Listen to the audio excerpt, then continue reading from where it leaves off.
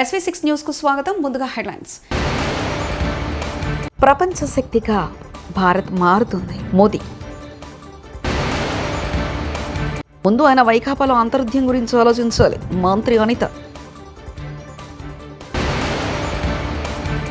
చిత్తూరు జిల్లా గంగాధర నెల్లూరులో పేదల సేవలో కార్యక్రమంలో పాల్గొన్న ముఖ్యమంత్రి నారా చంద్రబాబు నాయుడు. SLBC టన్నెల్ ప్రమాదం, 8 మంది మృతి. ఇన్నేళ్లు శ్రామిక శక్తిగా పేరు పొందిన భారతదేశం ప్రస్తుతం ప్రపంచ శక్తిగా రూపొందుతుందని ప్రధానమంత్రి నరేంద్ర మోదీ అన్నారు. ఇటీవల పెద్ద ఎత్తున మహాకుంభమేళ నిర్వహించి నిర్వహణ నైపుణ్యాన్ని చాటుకుందని, రోజుకో రికార్డును భారతదేశం సృష్టిస్తుందని చెప్పారు. భారతదేశ నిర్వహణ నైపుణ్యం, ఆవిష్కరణల సామర్థ్యాన్ని ప్రపంచం మొత్తం ఆసక్తిగా గమనిస్తుందన్నారు. దేశ రాజధానిలో శనివారం నాడు నిర్వహించిన NXT కాంక్లేవ్లో ప్రధానమంత్రి నరేంద్ర మోదీ మాట్లాడుతూ భారత్ గురించి ప్రతిరోజు సానుకూల సమాచారం వస్తుండటంతో ప్రపంచ దేశాలు ఆసక్తిగా గమనిస్తూ భారత్కు రావాలని తహతహలాడుతుంది అని చెప్పారు. ఈ బच्चे कोडिंग सीखकर AI और डेटा साइंस के फील्ड के लिए तैयार हो रहे हैं. SLBC టన్నెల్ ప్రమాదంపై కీలక అప్డేట్ వచ్చేసింది. సొరంగ ప్రమాదంలో చిక్కుకుపోయిన 8 మంది మృతి చెందినట్లు మంత్రి జూపల్లి కృష్ణారావు ప్రకటించారు. ఈరోజు ఉదయం టన్నెల్ ప్రమాద స్థల ప్రాంతానికి మంత్రులు ఉత్తమ్ కుమార్ రెడ్డి, జూపల్లి కృష్ణారావు, ప్రభుత్వ ప్రధాన కార్యదర్శి శాంతికుమారి చేరుకొని అక్కడి సహాయక చర్యలను పర్యవేక్షించారు. ఈ సందర్భంగా మంత్రి జూపల్లి మాట్లాడుతూ టన్నెల్లో సహాయక చర్యల్లో ప్రభుత్వం నిర్లక్ష్యంగా వ్యవహరించలేదని తెలిపారు. ముఖ్యమంత్రి నారా చంద్రబాబు నాయుడు శనివారం చిత్తూరు జిల్లాలో పర్యటించనున్నారు. ఈ సందర్భంగా జీడి నెల్లూరులో జరిగే కార్యక్రమంలో ఆయన పాల్గొనున్నారు. అలాగే లబ్ధిదారుల ఇంటికి వెళ్లి పెన్షన్ను పంపిణీ చేయనున్నారు. 10 సూత్రాల అంశంపై ప్రభుత్వ శాఖలు ఏర్పాటు చేసిన స్టాల్స్ను చంద్రబాబు పరిశీలించనున్నారు. అందుకే ఈ సంవత్సరం 3 లక్షల కోట్ల రూపాయలు బడ్జెట్ పెట్టాం. ఈరోజు చూస్తే ఎన్నో ఇబ్బందులు వచ్చాయి. బకాయిలైతే 1,15,000 కోట్లు పెట్టి వెళ్ళారు. ఒక్కొక్కటే బకాయిలన్నీ తీర్చాలి. తీర్చకపోతే బ్యాంకులు కూడా అప్పిచ్చే పరిస్థితులు లేవు. దగ్గర రాష్ట్రంలో 10 లక్షల కోట్ల రూపాయల అప్పుంది. దీనిపైన 25% మన బడ్జెట్ అంతా వడ్డీకి తిరిగి కట్టడానికి సరిపోతుంది. ఒక పక్క దాని అప్పులు వడ్డీ చెల్లిస్తూనే మళ్ళా సంక్షేమాన్ని చేయాలంటే, అభివృద్ధి చేయాలంటే ఎక్కువ సంపాదించాలి. ఆ ఎక్కువ ఏ విధంగా సంపాదించగలుగుతామో దాని మీదనే దృష్టి పెట్టా. చరిత్రలో ఎప్పుడూ జరగని విధంగా 12.92% 9 నెలల పరిపాలనలో గ్రోత్ వచ్చిందంటే అది తెలుగుదేశం పార్టీ సుపరిపాలన ఫలితం అని చెప్పి కూడా నేను మీకు తెలియజేస్తున్నా.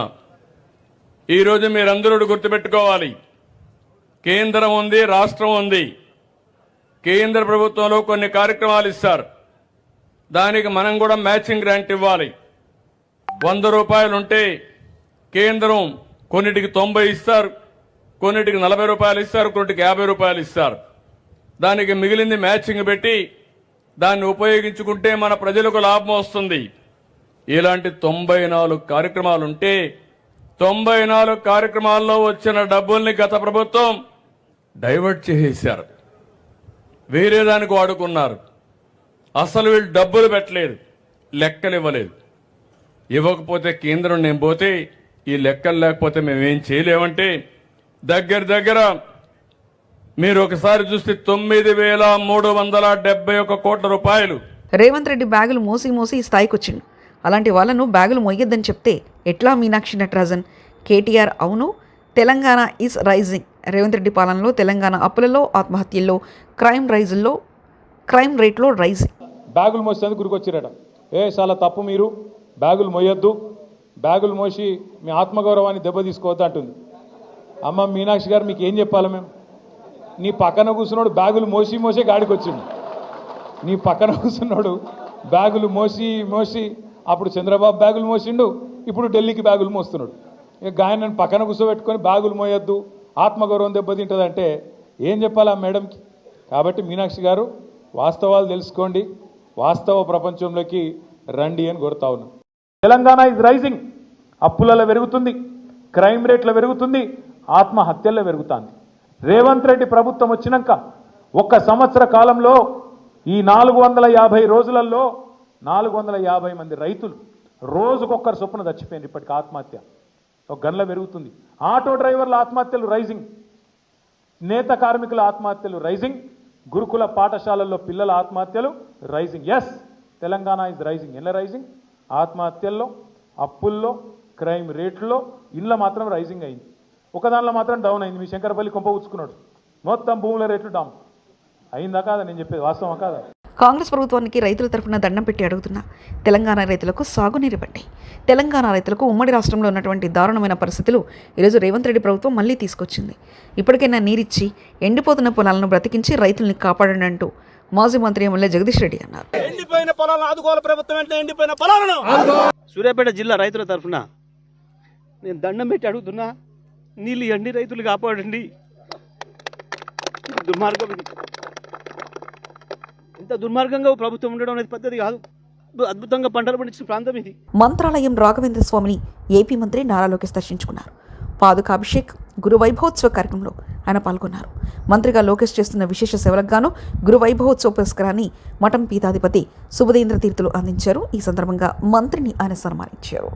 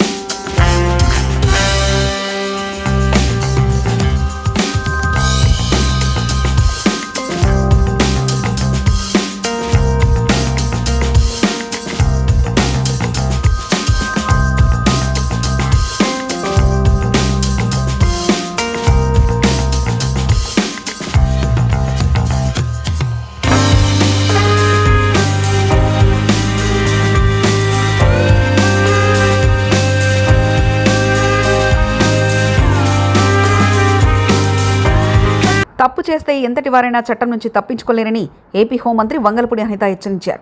సమాజంలో విద్వేషాలు రెచ్చగొట్టేలా మాట్లాడే వారిని ఎట్టి పరిస్థితుల్లో ఉపేక్షించబోమని పేర్కొన్నారు.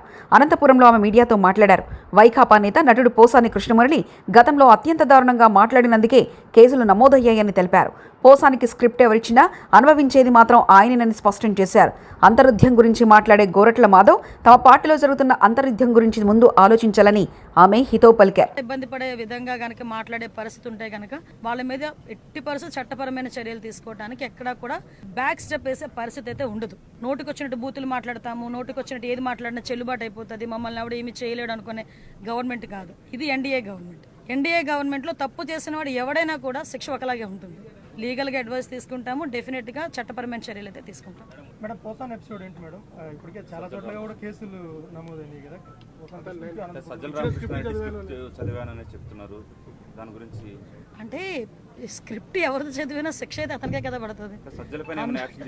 అనుభవించే రాజు ఆయనే కదా, అది వేరే కదా. అది ఎవడేదైనా ఏదైనా చదవచ్చు, కానీ అనుభవించే రాజు ఆయనే కదా అవుతున్నాడు. ఓకేనండి, నేను ఒకటి అడుగుతున్నానండి మిమ్మల్ని, డైరెక్ట్ క్వశ్చన్.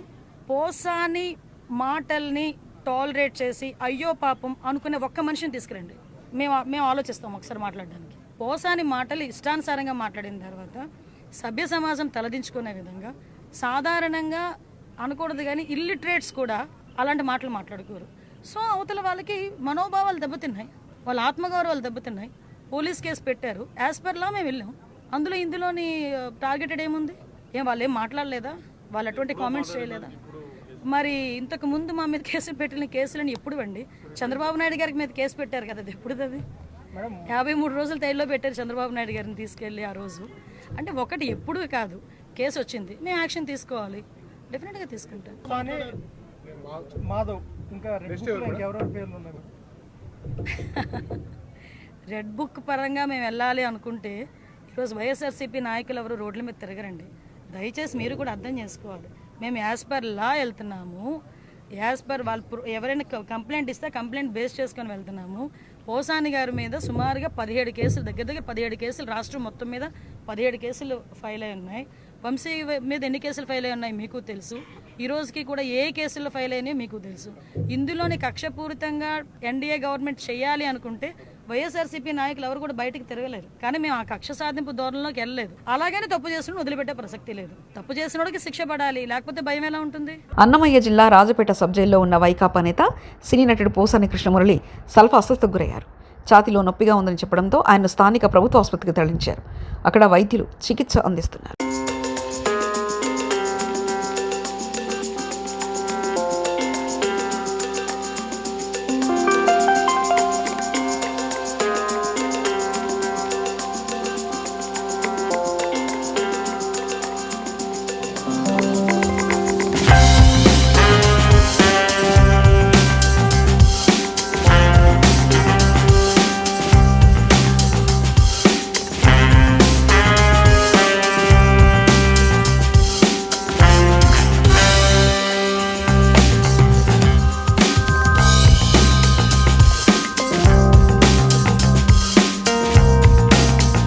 అన్నదాతకు తప్పని యూరియా కష్టాలు.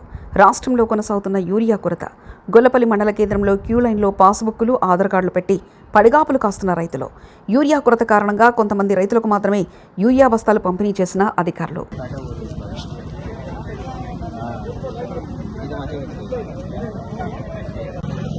తిరుమల శ్రీవారిని మజాకా చిత్ర బృందం దర్శించుకుంది. శనివారం వీఐపీ ప్రారంభ విరామ దర్శన సమయంలో నటుడు సందీప్ కిషన్, దర్శకుడు త్రినాథరావు, రాజేష్ దండా తదితరులు స్వామివారి సేవలో పాల్గొన్నారు. తిరుమల తిరుపతి దేవస్థాన అధికారులు వీరికి స్వాగతం పలికి దర్శన ఏర్పాట్లు చేశారు.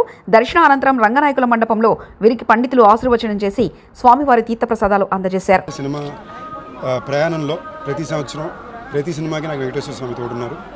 ఈసారి నా 30వ సినిమాని వచ్చేసరికి నాకు దేవుడి దయ వలన నాకు ప్రసన్న గారు, త్రినాథ్ గారు, అనిల్ గారు, రాజా గారు అందరూ కలిసి సినిమా కుదిరారు. మజాక్ అనే సినిమా మొత్తం ఫ్యామిలీతో పాటు చిన్నపిల్లల నుంచి పెద్దవాళ్ళ వరకు బాగా సంతోషంగా నవ్వుకోగలిగే సినిమా అండి. ఒక బూతో, ఒక చెడు సీనో, ఒక చెడు ఫ్రేమో కూడా లేకుండా అందరూ సరదాగా ఎంజాయ్ చేసుకోగలిగే సినిమా. నేను లోపలికి తిరుపతి వచ్చి కొండ ఎక్కువ వచ్చానండి. ఎక్కి కింద నుంచి పైకి వచ్చేదాకా, గుడి నుంచి బయటకు వచ్చే వరకు అట్లీస్ట్ 200 మంది సినిమా చూసిన వాళ్ళు కంగ్రాచులేషన్, సినిమా చాలా బాగుందని చెప్పారు.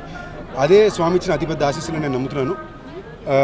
వెంకటేశ్వర స్వామి ఆశీస్సులు, మీ ప్రజల ఆశీస్సులు ఎప్పుడు తోడు ఉండాలి. మజాకా సినిమా తప్పకుండా థియేటర్గా చూడండి, మీ ఫ్యామిలీతో పాటు చూడండి.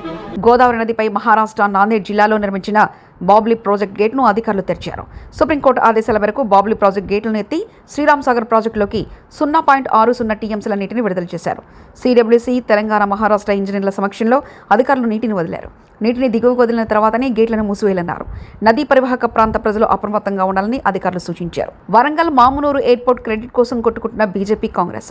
ఎయిర్పోర్ట్ క్రెడిట్ తమదంటూ అంటూ బీజేపీ, కాంగ్రెస్ శ్రేణుల మధ్య గొడవ. మోదీకి పూలాభిషేకం చేసేందుకు మామునూరు ఎయిర్పోర్ట్ దగ్గరికి చేరిన బీజేపీ శ్రేణులు కాంగ్రెస్ ప్రభుత్వం వల్లనే ఎయిర్పోర్ట్ రెడీ అవుతుందని కాంగ్రెస్ శ్రేణుల వాదన. ఇరు వర్గాల మధ్య తోపులాట, అడ్డుకున్న పోలీసులు.